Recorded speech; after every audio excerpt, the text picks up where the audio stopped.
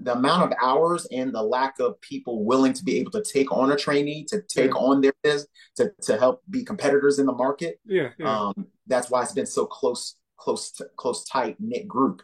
So So once quick you complete, question. Breaking down those hours. And so we're talking about a thousand hours actually going out in the field and like, yes. obviously you're just watching the appraisals at first. Are you actually doing any work or how does that? So it's a combination. Obviously, at first you got to do a series of shadowing, and then those hours are not just from just learning and listening to your supervisor. It's also doing the actual work in the field, learning how to use your systems that we use to be able to record the sketches of the homes. And to be able to do the measurements. And then there's also the analysis part when you get back in the report writing, when you get back to your computer.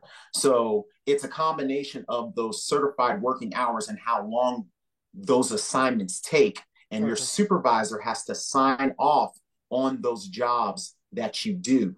And at the end of your matriculation through your trainee process, you then turn on all of those hours, which have been signed and verified by your supervisor at the time.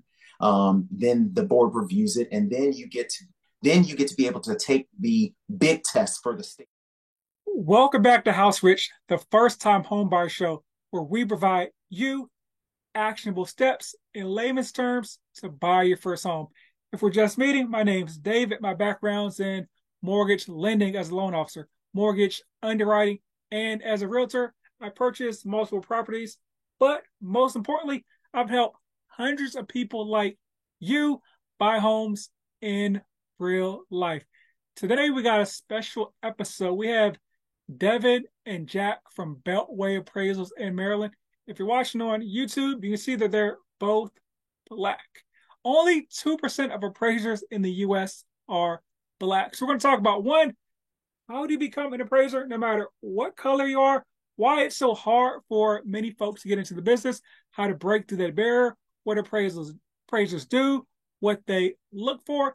And we're also going to get into, is there bias in the appraisal industry from a racial standpoint? So you'll get some answers from folks that are actually on the inside of the industry. Let's get into it. My name is Jack Sanso. I actually was born in the Bahamas, moved to the United States when I was a young pup, made it here to the Maryland area for school and ended up staying. I actually have an IT degree. That was my original background. And because of family circumstances, I moved into the appraisal space. I've been doing it since 1990. Well, I'm sorry, 2004, 2005. Okay. So I'm long in the tooth in the industry, and I love it. And I'm really interested in educating consumers, especially my community, about the appraisal process. All right. Thank you. How about yourself, Devin? Well, my name is Devin Minnis. I'm originally from Bowie, Maryland. Although I always like to say my family comes from down south of actually the Florida area, St. Petersburg area All too. right.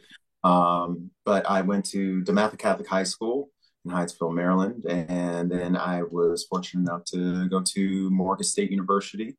Had a little partial vocal scholarship, so I was into the arts as well as martial arts, and I graduated in business.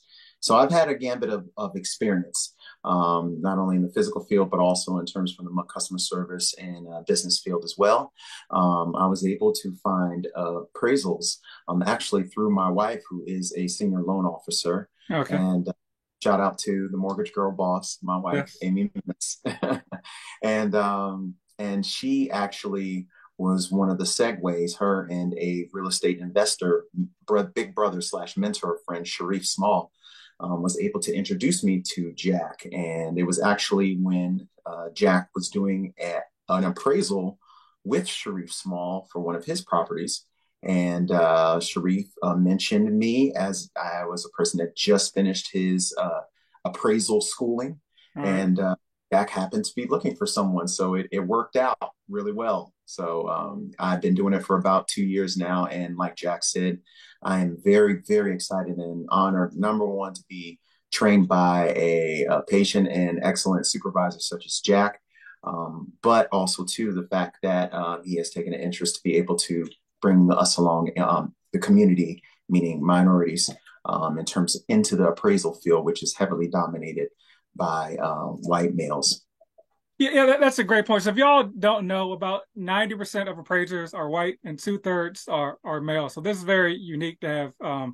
Just I always say I've never seen like a black appraiser in the wild. It's like, wow, it's like Or pink, like and really it's less than 2% that are African American. Actually, is Oh, okay. Wow. So 2%. Okay, that's even less lower than than two I percent. thought. Yeah. So I see how Devin got into the appraisal industry. But how about yourself, Jack? I know you mentioned through family, but like how did you even um start that journey?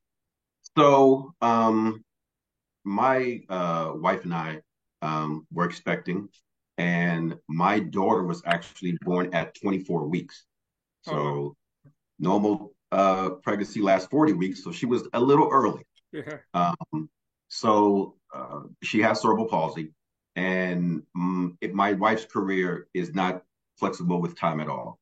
So my daughter was born 4 months early. She's in the hospital, for about 4 months, but probably about the second or third month into it, me and my wife were talking, and I was, thinking, you know what, since I'm already in IT, I could probably try to switch my schedule around, maybe working night shift. Because the doctor suggested that probably for the first 2 years of her life that she probably should stay home, because her immune system wouldn't be that great. You know how kids, they're basically just germ factories, and going to a daycare or somewhere would be that great. Mhm. So actually at that time, I said, well, I moved to working at night. I would stay home with my daughter. Um, we just happened to be refinancing our house, and the appraiser came over to the house, and I just started talking to him. Okay. And he was telling me about how flexible his schedule was. And then my wife was like, well, hey, you said that you wanted a, a career where you wouldn't have to, hey, can I come in early today? Hey, can I come in late? At the time, my uncles, Bankers Financial Group, had they were mortgage lenders, not brokers, but lenders. So Okay. I presented to them, hey, if I get my appraisal license, will you guys use me? And they were like, sure. So I went along the path. Um, I looked up, what are the requirements to become an appraiser? Just so happens that Johns Hopkins was offering the courses, an accelerated version of it during the summertime.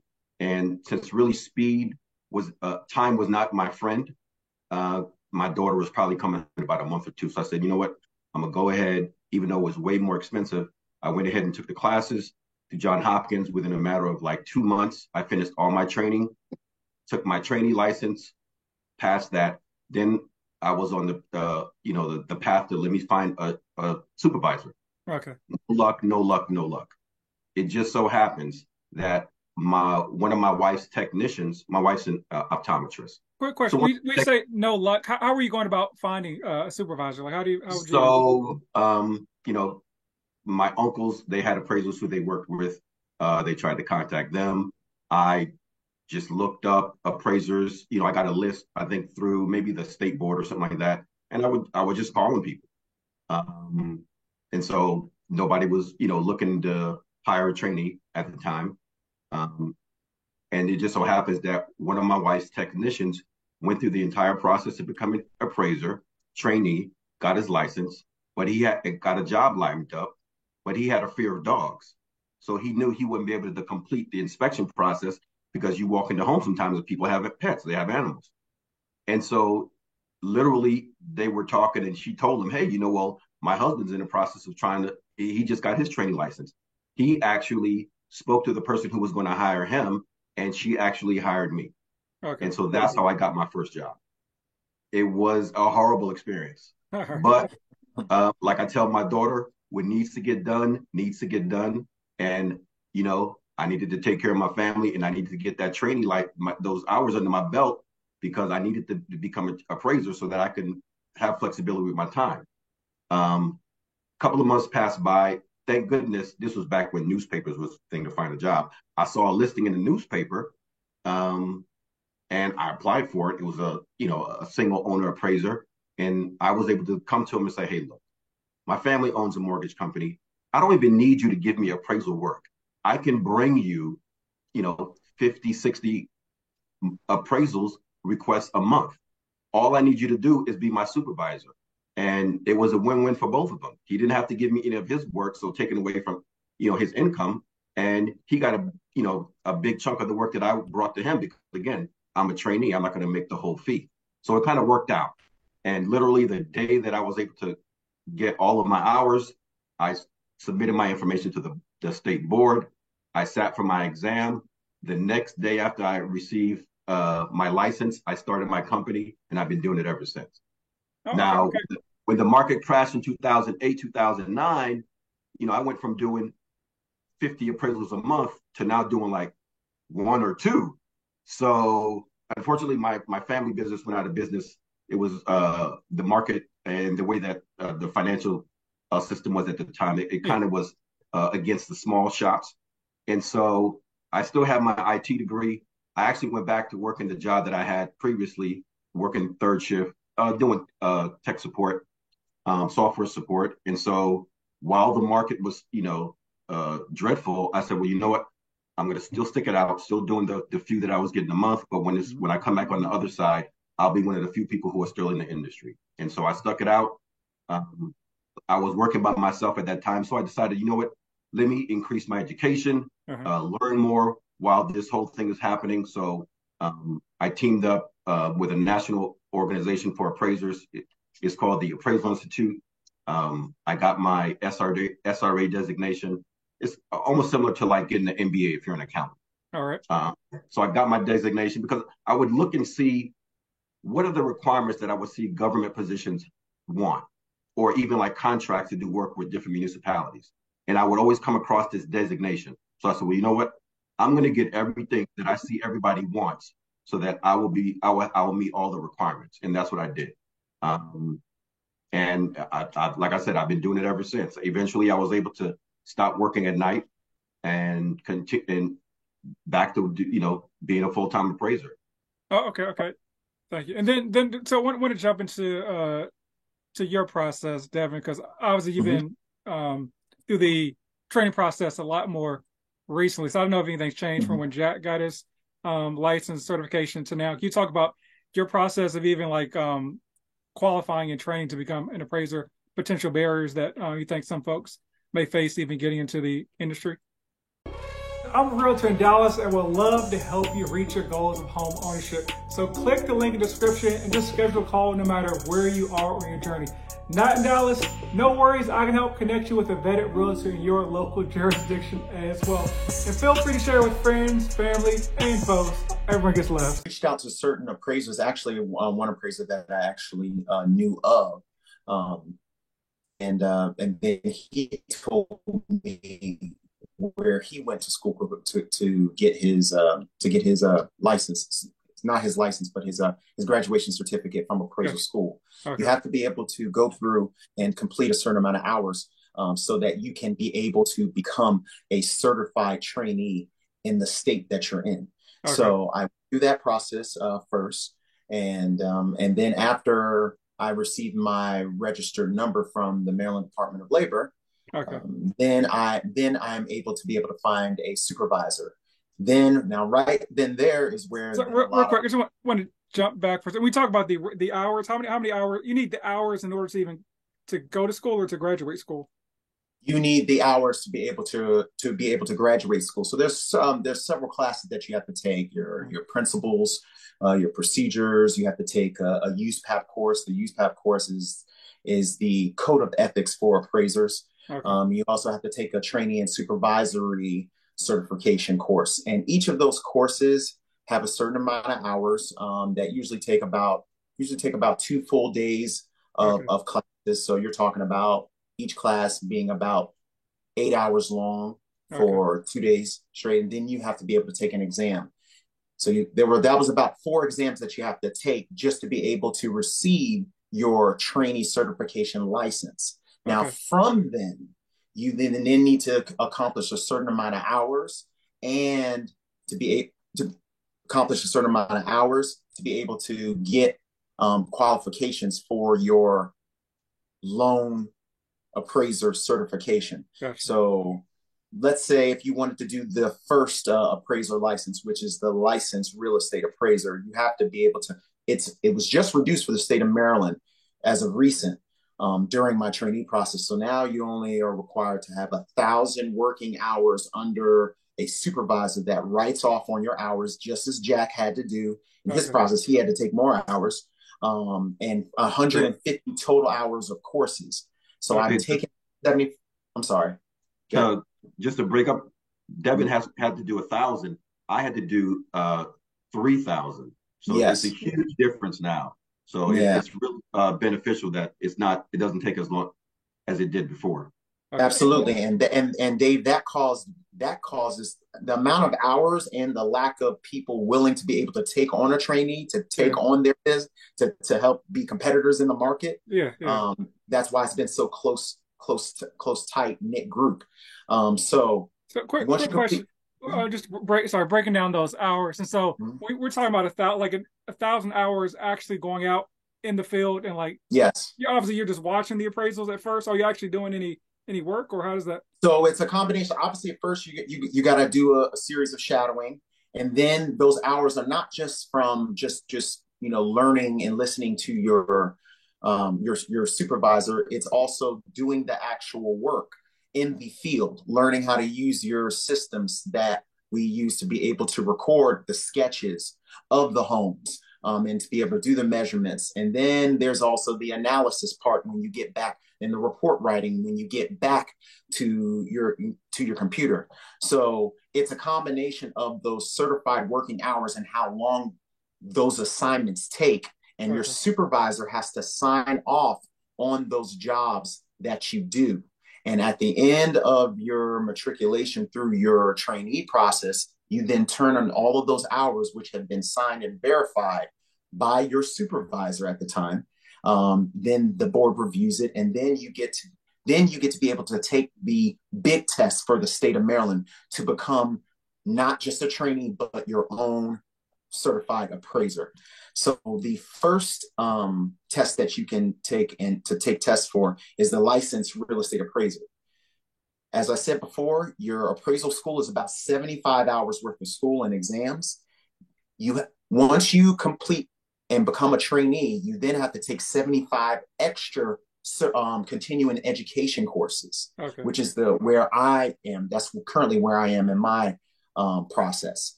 Once I complete those classes and pass those tests and have at least 1,000 working hours signed off by supervisors that have their own certification, then I can take the test for the licensed real estate appraiser. But there's several certifications that appraisers are designated. So that's the long and short of my process and how I'm able to get to the next stage of where I want to be, which is my own real estate, my own license real estate appraiser. Okay, thank you. Two questions. On average, how long does it typically take to get 1,000 hours? Is it like a couple months, a year and a half? How long does that typically take? I think it's different. I think it depends, and you'll find that answer a lot also with appraisers. It really depends. It depends on how much work is out there. Remember, and also to the market, how busy you are as an appraiser or as a trainee is dependent upon the market. So as of right now, as I know, Dave, and how you've shown in your content, the market right now is a lot slower. So that means there's not as many appraisals coming through right now with interest rates and such. So those hours would take a little bit longer, but you can certainly be able to accomplish that 1,000 hours within a year if you have as much consistent work. I think the one thing that is where the challenge is getting the education and getting the ability to take those classes, because it's not like a community college where you could just sign into a portal and have all your classes ready to take. There's limited places now that are offering that continuing education. So it's really finding your time and schedule to be able to take these classes, whether if you have to fly to a different state to be able to take a certification course, or if you're able to go the hybrid route and find maybe like an online or a live stream class option to Okay. be able to expedite that process. So it really depends on what the market is doing, and what's available for you to take, and how you can find availability for those classes. And that's the current struggles right now, Okay. with the industry, but just got to keep plugging away. Got So to add another. on to what Devin is explaining, it typically you're probably looking at a trainee working on appraisals, probably somewhere between, I don't know, maybe 6 to 10, 12 hours that you're working. Of course, we're not talking about drive time. Like you said, literally at the property doing the inspection, also doing analysis work at your computer. So you're probably looking at anywhere from 2 to 3 days worth of work to do complete one appraisal. Now, the process, of course, is longer in the beginning, Mm-hmm. and as you get into it, it's going to take you shorter. Now, the part of the issue is, let's say you completed your 1,000 hours in one day. I know when I did mine, you couldn't do it in no less than 2 years. Okay. So it didn't matter if you, like I said, you did all the qualifications, you got everything done in one day. You got to wait 2 years before you can sit for your state exam. Okay. So that's kind of another barrier that people look at and say, well, I have a 4-year degree, and now I'm going to wait 2 more years to basically be an underling under somebody. It's kind of counterproductive to bring people into the industry. Yeah, so that leads to my next question. Do you get paid as a trainee, or is it just working for? You get paid, but it's the same. It's not the same as you're a fully licensed appraiser. Okay. And then I'm not asking what you two make, but just on average, like, and I know it varies per market, but let's say the DC or Maryland market, like what does a typical appraiser potentially Well, make? you know what? Actually, I have a data sheet that has that on it. I'm glad you asked. All right. So this is data from 2002. So, and this is polled appraisers throughout the United States. About 10% make under 50,000. About 14.5% make between 50 to 75,000. About 16% make between 75 and 100,000. About 27% make from 100 to 150,000. About 15% make 150 to 200,000, and then about 17% make over 200,000. So, I mean, it's in my opinion, a good salary. Yeah. You're talking, more than half are over 100,000. Okay. Now that depends on if you're doing residential versus commercial. The fees can be almost 10 times greater for commercial because the complexity is involved also. Okay. And so you kind of mentioned it, but the education you need like a degree, a 4-year degree? You actually don't need a 4-year degree. Okay. Because we write, you have to have certain college courses. And now it depends on what the degree of licensure you are. So like for Devin, there are a few college courses that they require you have, and primarily they're involved in writing and basic math. And once you're able to complete all the requirements to become a licensed appraiser, which is the first license you can get, you can value residential properties that are less than $1 million. Now, once you want to do properties that are over $1 million, you have to be a certified appraiser, which again requires an additional like 150 hours or whatever it is of classes and more education. And so now you're looking at doing 100 additional or 150 additional education hours. You can do properties of any value. We've done, $10, $15 million properties. Then the next level would be like a commercial appraiser, which again requires more education. And it's the complexity increases as you go into the different licensure stages. Okay, thank you. And so now let's talk about like how an appraiser actually evaluates a property. I know it's property to property, but so you get a request from the lender. They say, hey, I want you to evaluate 123 Main Street. Like, how do you what do you look at when you're evaluating a property from like when you get the request to you actually filling out the report? Like, how are you actually determining the value of a property? So once we get a request for a property, of course, we have to figure out what's the purpose of the appraisal. So primarily, a lot of the work. Can I ask one question before that? Sorry. Sure. When you get a request, do you look at it and say, "Hey, I want this. I don't want it"? Do you have a choice to accept it, reject it, or you just say, "Hey, I got this. I'm moving forward"? No, you have the option to say, either time wise, I can't do it. I don't have the background in this specific property type. All right. Or sometimes there are clients who they kind of give you a hard time, and they kind of just don't respect you. Okay. And so as a business owner, I have the option to say, I'm not interested in that assignment. Okay. Okay. Yeah. Sorry. Sorry. Thank you. Now jump back to the original question about as far as like No problem. evaluating the properties. So we, as an appraiser, and because appraisers really, we don't get enough light on TV, so people really don't know what we do. Mm-hmm. Most people will know what realtors do. They're featured on TV shows, or they know realtors. So as an appraiser, we value properties from the date of the inspection going backwards. So the date of the inspection is normally the date of value, but all the information I'm going to give you is if we're doing a current appraisal, because we can do an appraisal for a property, say from 10 years ago, or whatever. But let's say I have a house, it's a row house in DC, it's 1,000 square feet. Now, it's in an urban area, so most likely you're not going to have to go a far distance to find recent sales of similar properties. Mm-hmm. So the criteria that we use, we don't look at the tax record. We don't even need to know how much, let's say it was a purchase. We don't need to know how much the property is for sale, because that doesn't drive the value of the property, the market value of the property. Because people tend to think, well, if you're an appraiser and you work for the bank, you're just going to rubber stamp whatever the bank wants. Yeah. That's not actually the case. No matter who I work for, I am here to protect the market being the average buyer on the street. So the criteria that we use, we go off of whatever our subject is. We're trying to find properties that are similar to our subject. And when you say similar, let's say you were out to buy a house. You would, in my example, I gave a 1,000 square foot row house in DC. Let's say it was 3 bedrooms.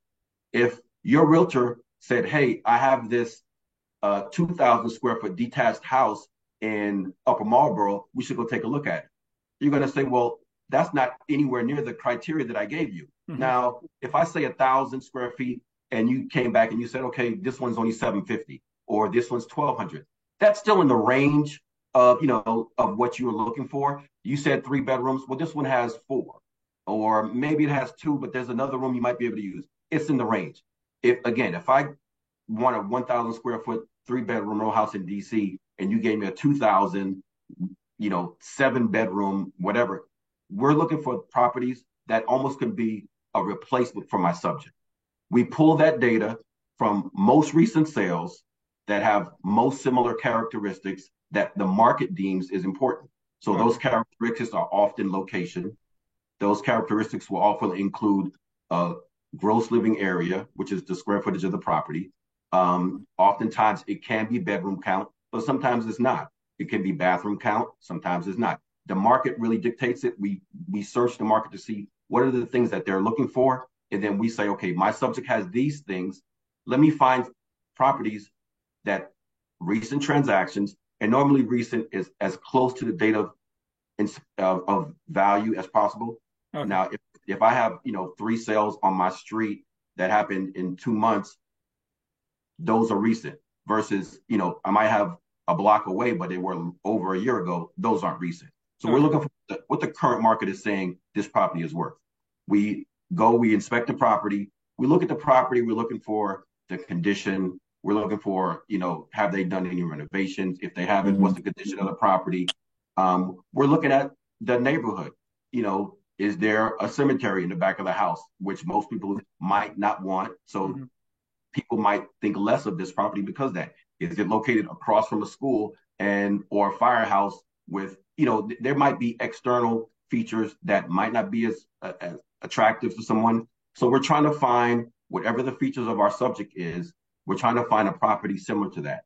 Now, once we get that data, we start looking at, okay, let's say we came up with 7 sales that we would consider similar to our property. Once you see those sales, they kind of bunch up to a certain price range. Mm-hmm. And now once you get to that price range, let's say my subject, I found 7 sales and the price range was 500 to 575,000. Now my property, they hadn't done any renovations to it. It's in original condition. But when I look at my sales, they've done some updates to it. Not all of them have. And when I kind of look at the prices, the one on the lower end, they hadn't done anything. They're almost similar to my subject versus the ones on the higher end. They might have done a few renovations. Maybe they did the kitchen, bathroom, whatever. So once you come up with, go ahead. Quick question. DC, Maryland, are they disclosure states where they have to disclose like what the property sold for? Like, do you have that actual information? We could get it directly from the county tax records. So okay, gotcha. Okay. Anne Arundel, Prince George's, it's documented right there. What's the square footage of the property? What's the lot size? When the transaction last happened? All that information is public knowledge. So that's, okay, thank you. Sorry to cut you. I was just curious about that. Okay. States no, but thank goodness ours is. Okay. But we look at that data, and then based on the differences between our subject and our comparable sales, we make adjustments to those so that we kind of want our comparable sales to be like our subject. So let's say our subject didn't have a garage, but we can tell by the market that that feature costs this dollar amount. Well, if one of our comps has a garage, we have to take that off of it because our subject doesn't have one. So we got to take that off of it. Okay. Also, let's say our subject has a improvement feature that the market does value and one of our comps don't. We kind of massage our comps so that they are reflective of our subject. And once we do that to all of them, then it really comes to a tighter number. And then you're like, okay, well, this is what the average buyer on the market is going to value this property at. Does it mean that that's what somebody's going to pay for it? It doesn't. Yeah. It just means that the average person will most likely pay this. Now, you might look at that number and say, okay, my sales price is $550, but it appraised at $500. But you know what? My sister lives 2 houses away. It's only 3 blocks from my job. To me, it's worth paying that extra money. The person who's willing to pay that $550 for a house that's worth $500, they're not the average buyer. Yeah. So we're looking for the average buyer. All things being equal, they're saying I couldn't get house A, but I'll get house B because it's almost the same as house A, and that's the number that we look for. We're not saying the difference again between an appraiser and a realtor. Yeah. An appraiser says, based on this date going backwards, this is what somebody has paid for this house. And a realtor says, from this date going forward, I think we can get this for this house. Yeah. And so oftentimes those two don't. Yeah. And so people get mad at appraisers because they say, well, how come you didn't value for $550? Well, I said, well, if all my comparable sales, they're only between $500 and $540, I can't say somebody has paid $550 for a property if they haven't.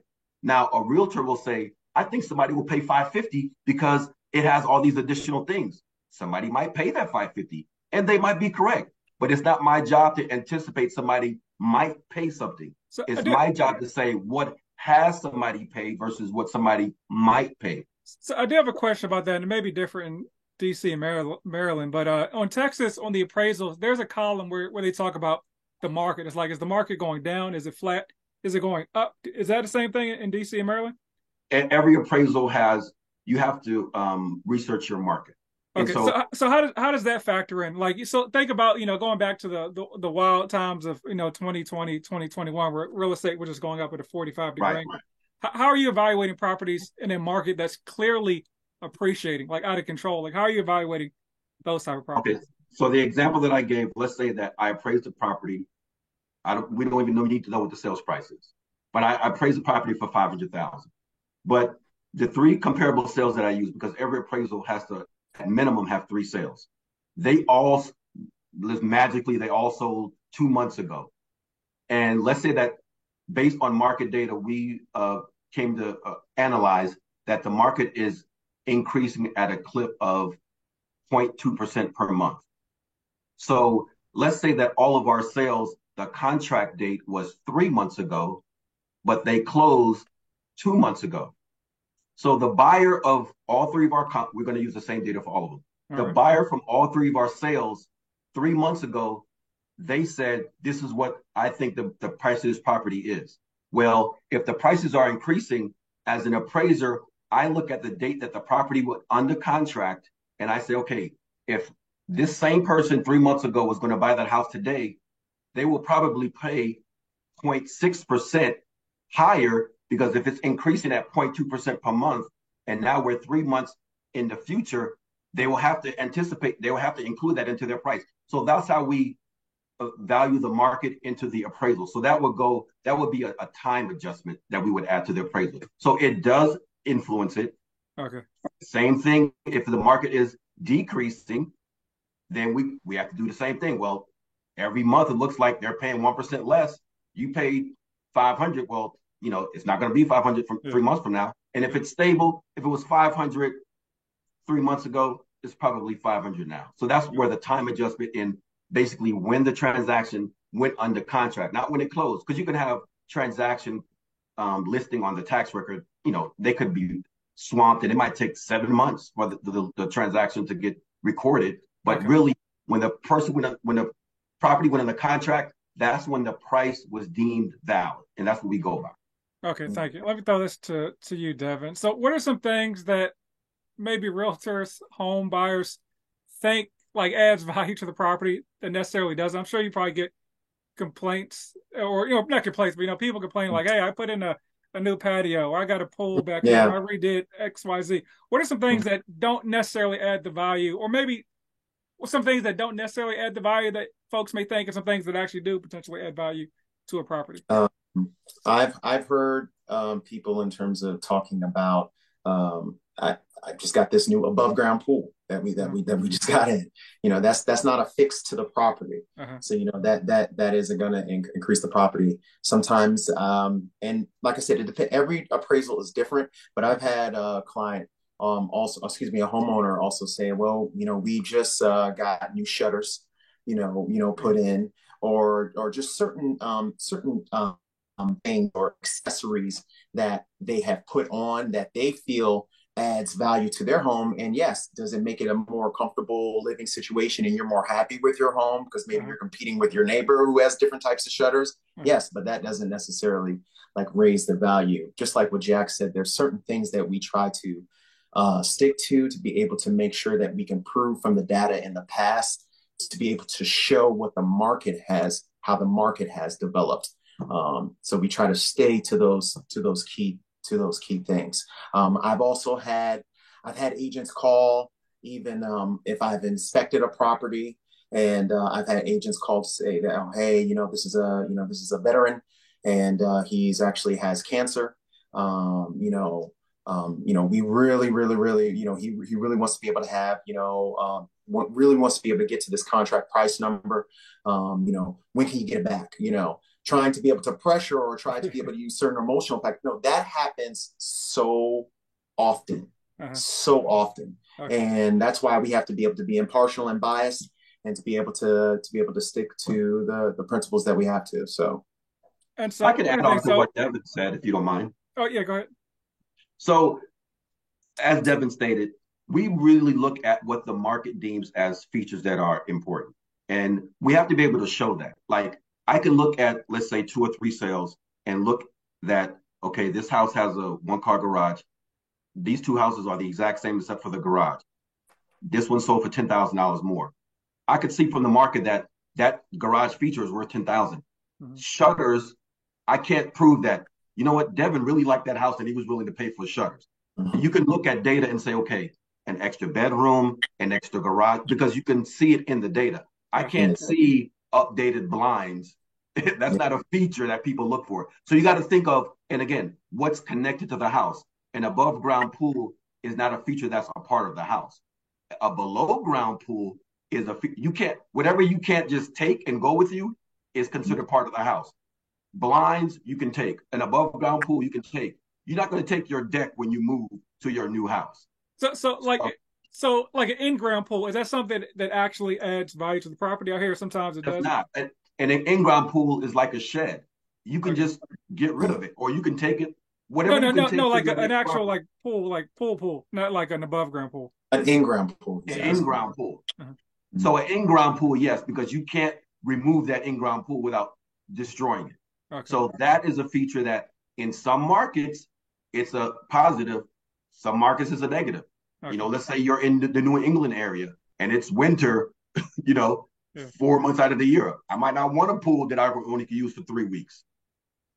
But and also to be able to add on the pool notion, and correct me if I'm wrong, Jack, a lot of times with homeowners, especially when you get there and they just got that in-ground pool, they're like, "Hey, my wife's been wanting this pool, and oh my gosh, man, it costs, you know, however many. Let's just throw out a number. Let's say it costs, you know, 85 or $100,000 to install. You know, it's a really elaborate pool. You know, that doesn't necessarily mean that it's going to be able to raise the value $100,000 more. Good point. Good point. And that is something that is imposed upon appraisers when we're inspecting the property. People are tend to be like, hey, you know, I paid this much for it and this much for it, or even contractors did. Contractors will sometimes meet you at the property and say, hey, I'm about to get ready to install this new carpet that's from Persia and everything, and it's going to be so and so and so and so. But it may be 2 weeks from now. Well, I'm here right now as of this date today. So I can't add that. But just to be able to expound upon that pool comment. Okay, thank you. And then just one more thing. I know, like Jack, you gave the example if there's a cemetery, you know, like a fire station or something that's like maybe a one-off for the area. How do you evaluate that? If it's like, hey, there's a house, cemetery in the backyard, no cemeteries within 5 miles, so there's not really any comps for. So there's always comps. Okay. But what you have to do is whenever we pull comps, we go out as far as we have to. Okay. So you have to think about it. In an area that's in the city, in an urban area, there are more properties. So most likely you will come up with comparable sales closer to the property. Oftentimes it's less than amount because there's more properties. Now you get in the suburbs, they're not as much as the city, but you know, we can find stuff within a 2-mile radius. Let's say in the example that you gave, or we were using where it's a cemetery, I have to go find a property that has the feature of having that cemetery in close proximity that people don't value. Now, what I will do is, it's not necessarily, it might not even be a dollar amount, it might be a percentage amount. I might be able to pull 2 sales, again, everything being equal except for the cemetery. Well, I'll say, well, you know what? The house with the cemetery actually sold for 10% less than almost all the other houses in the neighborhood. So in this example, I would take that percentage and I would deduct it from my subject because the market says that they don't like the cemetery and it's affecting the property by 10%. So I would use that 10% value. Sometimes it might be a dollar amount. $25,000 looks to see because it's on a busy street. Everything that's on a busy street is 25,000 less. So it could be a dollar amount, it could be a percentage. So again, the market deems it, and you go as far as you have to. When it's a one-off property, you might have to go out 7, 8, 9, 12 miles because that's the closest comparable to my subject. But again, normally, depending on where it is, the closest is really because properties are normally going to be homogeneous in the neighborhood. But, you know, one-offs, they're going to be harder to find. But you got to have at least one property that you can say, okay, I'm basing this adjustment based on this sale. And again, as Devin stated, we go off of market data. It doesn't matter how I feel.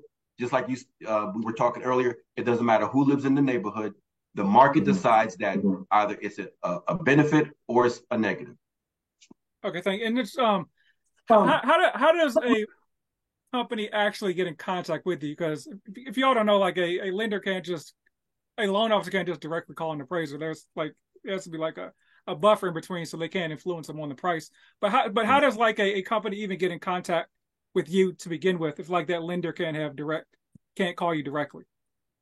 So there are that buffer that you mentioned earlier, they're called appraisal management companies, AMCs.